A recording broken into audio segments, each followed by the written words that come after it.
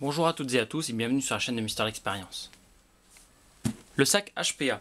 Alors plus exactement, là je vais vous présenter deux sacs pour vous faire un petit comparatif. Ce que je vous avais déjà parlé de celui-ci, donc qui est le Mold Dry 40.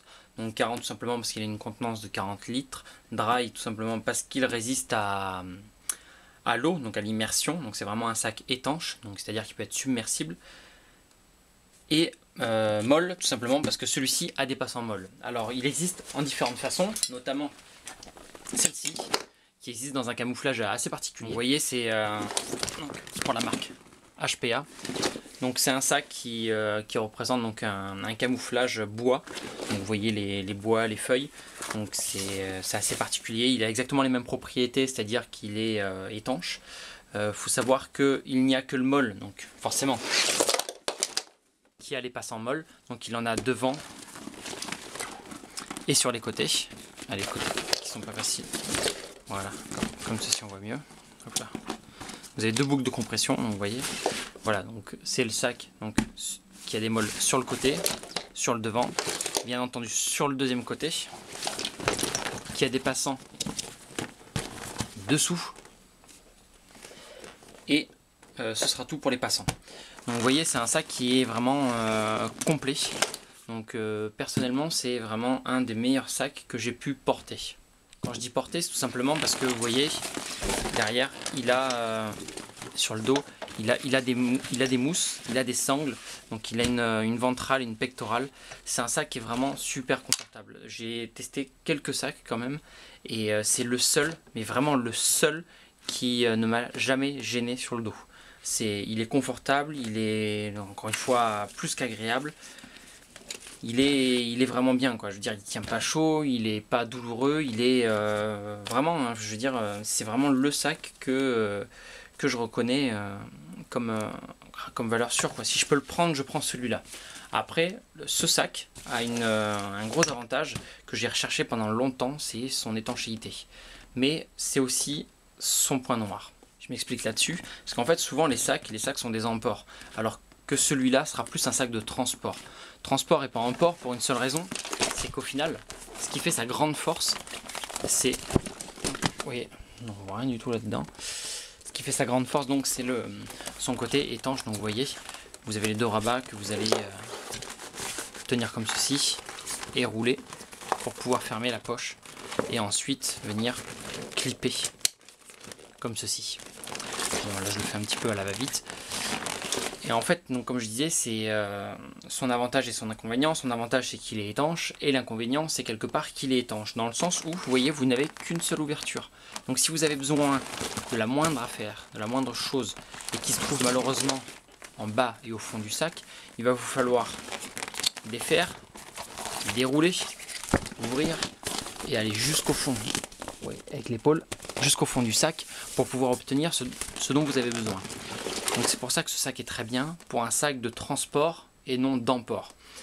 Ceci dit, le molle peut offrir certaines justement facilités face à ces inconvénients là. C'est-à-dire que grâce au passant molle, vous pouvez facilement, et c'est ce que j'ai fait lors d'un bivouac justement pour pouvoir le tester en bivouac, savoir comment il se comportait en tant qu'emport justement et plus en tant que transport. Et par conséquent, je l'ai agencé au mieux. Donc ce que j'avais fait, c'est que j'avais cette poche, donc la poche 6 je crois, de 511, donc la poche 6 tout simplement parce qu'elle fait 6 pouces de haut. Donc vous voyez celle-ci avec ses passants, j'ai oublié le nom d'ailleurs, je le rajouterai, hein, qui permettent justement d'avoir, donc là-dedans c'est ma trousse de secours. Donc vous voyez, grâce au passant molle, bon encore une fois je le fais de façon assez grossière, c'est plus pour vous montrer que pour partir en randonnée, donc c'est pas très grave si je le fais juste comme ceci.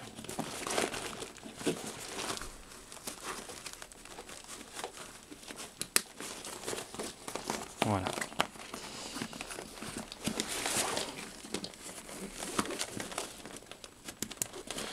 Donc vous voyez, vous avez un sac qui prend pas beaucoup plus de place. Du coup vous avez la trousse médicale qui est à l'extérieur, et pour moi c'est le plus important quand même. De l'autre côté j'avais fixé, donc pareil, ceci, donc qui est un porte-gourde. Merci Léo pour cet échange là que nous avions fait il y a un certain temps maintenant. Donc là-dedans j'avais celle-ci, donc la Snook Pack. Donc pareil, je vais pas le repasser, ou peut-être en fin de vidéo. Voilà, vous voyez, donc j'avais la gourde à porter. Et enfin, de l'autre côté, j'y avais placé tout simplement l'étui du Leatherman, donc qui me permettait d'avoir tous mes outils à porter. Dessous, j'y avais fixé le poncho russe, et sur le dessus, j'avais mis le duvet. Donc à l'intérieur, j'avais compartimenté au mieux, puisque j'aime bien tout ce qui est photo, avec le pad pack que voici. Donc le pad pack qui a les dimensions quasiment exactes du sac. Bon, bien entendu, hein, c'est la même marque, donc ça a été étudié quand même. Cette fois, je vais prendre celui-ci. C'est les mêmes dimensions à l'intérieur. Vous voyez que vous mettez, hop, comme ceci, et vous voyez que vous avez un sac qui est parfaitement rempli. Là, on voit un peu mieux dans celui-là, vous voyez. Donc vous voyez l'inconvénient un peu de la poche, quand vous avez besoin de quelque chose, c'est pas pratique. Par contre, quelque chose qui était très bien étudié, c'est que vous voyez là, j'ai quelque chose de lourd à l'intérieur. À tirer, c'est pas évident. Et bien en bas, il a tout simplement pensé une poignée pour pouvoir, voilà, tirer dessus. Du coup, vous avez le pad pack, et vous pouvez tirer facilement sur ce que vous avez au fond. À savoir aussi, encore une fois, toujours avec le pad pack, vous voyez, vous avez les fermetures éclairs. Si vous les mettez juste sur le devant, vous avez accès à votre sac de façon facile, même s'il est plongé dans le sac. Enfin, non, bien sûr dans l'autre sac. Voilà, donc pour moi, c'est vraiment un très bon sac. Donc je vais vous présenter celui-ci plutôt que l'autre, parce que ça se verra mieux à la caméra. Sachez que la configuration est exactement pareille. La seule différence, c'est que le mold ride donc, a forcément des passants mold. Donc je reviendrai dessus pour vous montrer en détail les passants. Donc voilà, donc je vais commencer tout simplement par le haut. Donc vous voyez, vous avez cette partie-là donc solide qui permet donc de bien mettre les bords bord à bord. En fait, je vous conseille de faire 3 tours. Donc, vous voyez, 1, 2 et 3 pour que ce soit déjà bien étanche. Après, vous pouvez aller plus loin tant qu'il n'y a rien dedans.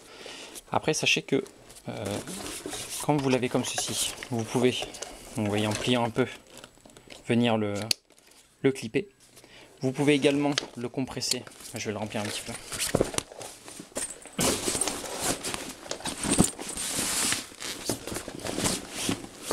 Voilà, ça sera mieux.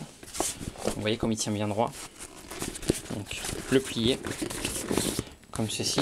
Donc vous avez l'attache rapide qui vient se mettre là. Et si vous voulez, voilà, vous avez une autre attache rapide qui peut vous permettre de le compresser. Et éventuellement, s'il est vraiment trop plein, vous voyez, de le maintenir comme ceci. Donc là, du coup, le fait de le tenir comme ça, il sera plus étanche. Il résistera à l'eau. Ça vous évitera que l'eau rentre dedans, mais il ne sera plus aussi étanche, en tout cas aussi performant que si ces deux passants-là sont attachés. Ceci dit, ces attaches rapides, vous voyez, enfin non, vous voyez pas, vous avez d'autres attaches rapides sur le côté, vous voyez, qui sont clippées sous le dessous, qui se maintiennent à ce niveau-là, et que vous pouvez récupérer, là, comme ceci. Vous voyez, je vais prendre l'autre de l'autre côté également, comme ceci. Et ça vous permet, voilà, ça fait un peu grossier comme ça fait un peu brouillon. Mais en tout cas, ça vous permet d'avoir une attache bien plus propre. Voilà, on va le rouler correctement. Le maintenir ici pour pas que ça se déroule. Et venir le clipper avec les attaches rapides sur les côtés qui vous évite de faire rentrer l'eau. Vous voyez, si la pluie ruisselle sur le dessus, là au moins vous n'avez aucun risque de ruissellement, à l'intérieur, puisque c'est bien attaché, vous voyez, sur les côtés. Donc ça lui fait de belles oreilles. Après vous pouvez le compresser, hein, là encore une fois, à la vidéo, c'est vrai que je le fais de façon assez rapide. Du coup c'est pas très propre. Et vous voyez, voilà. En serrant bien, au final, vous avez un sac bien compressé. Alors tant qu'on est là, vous avez une petite fermeture éclair qui est étanche, qui n'existe que sur celui-ci, puisque l'autre, a des passants molles devant. Donc, vous voyez, ben, du coup elle est ouverte. Je l'ai fermée. Voilà, vous voyez. Vous avez une petite poche, donc pas très pratique, mais qui peut permettre de mettre des documents à portée. Pas très pratique tout simplement parce qu'encore une fois, elle est étanche. Donc tout ce qui est étanche, c'est des normes spécifiques et la fermeture éclair est spécifique, vous voyez. Elle est quasiment incrustée à l'intérieur du matériel. Donc là vous avez encore une fois des sangles de compression, une en haut et une en bas, ce qui vous permet de pouvoir encore une fois compresser votre sac au besoin si vous voulez l'optimiser en termes de place. Vous avez également deux passants en bas qui peuvent vous permettre d'attacher ou de mettre de différentes façons encore tout ce que vous avez comme bagage. Et enfin pour finir, donc vous voyez les mousses pour le dos, je sais pas si on voit bien, et les mousses pour les bretelles avec, encore une fois, vous avez vos deux passants ici. Vous pouvez régler vos bretelles à l'aide de ces fixations. Vous avez ces deux points d'ancrage aussi, l'attache pectorale. Un petit plus que j'aime bien aussi, tous les sacs ne le font pas, deux attaches rapides pour pouvoir défaire facilement aussi votre sac, vous voyez, pour l'ouvrir complètement. Et enfin une attache ventrale qui elle est tout ce qui est le plus classique, c'est juste une boucle rapide, vous voyez, sur un tissu, il n'y a pas de renfort, mais elle est quand même très pratique. C'est pas un sac qui est fait pour avoir un gros poids sur le dos, bien qu'il le tolère parfaitement. C'est pas prévu pour. En tout cas, je l'ai chargé avec des packs d'eau, je l'ai chargé avec pas mal de choses, et du coup, ça vous fait vraiment un très bon sac et un très bon maintien, que ce soit ventral ou pectoral et surtout dorsal, grâce aux bretelles et à ces mousses. C'est vraiment un sac qui, pour moi, est comme je vous ai dit jusqu'à présent, ça reste vraiment le meilleur sac. Bon, encore une fois, comme je vous ai dit, ça reste le pour et le contre. Son pour fait son contre. Voilà, du fait de ce côté-là en fait qui est étanche, qui pour moi, lors du bivouac, ça a été parce que je savais ce dont j'avais besoin et je l'ai organisé en conséquent. Mais au final, si on n'a pas fait une ou deux sorties avec, on s'est pas en gros formé dessus, j'ai envie de dire. C'est pas le sac le plus évident à avoir en termes d'emport en tout cas. Mais en termes de transport, franchement, il est impeccable. Sur la moto, sous la pluie, et franchement, je l'ai vraiment bien testé sous la pluie, il n'y a aucun problème. Vous pouvez mettre ce que vous voulez dedans. Si vous voulez pas que ce soit mouillé, je vous assure que ce ne sera pas mouillé. Je l'ai même testé avec ProSurv en totale immersion, donc à la mer. Et bien là, franchement, c'est vraiment le sac qu'il vous faut, quoi. Je veux dire, à bord d'un bateau, c'est le sac. Franchement, ouais, c'est le sac, quoi.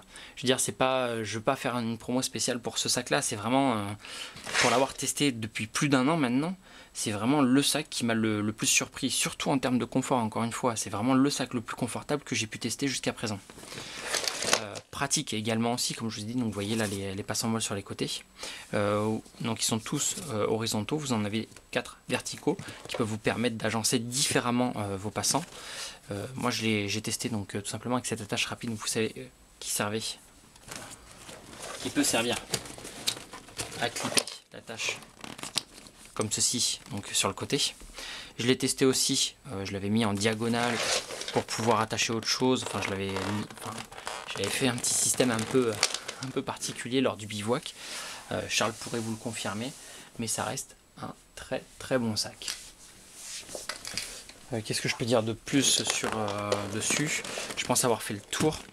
Les passants molles donc sur les côtés, sur le devant, vous en avez donc 4 dessous. Vous voyez, dessous j'avais mis le poncho russe grâce à cela. Donc encore une fois, cette poignée sur le dessous qui vous permet de tirer, d'extraire, ou qui peut vous permettre aussi de porter le sac comme ceci.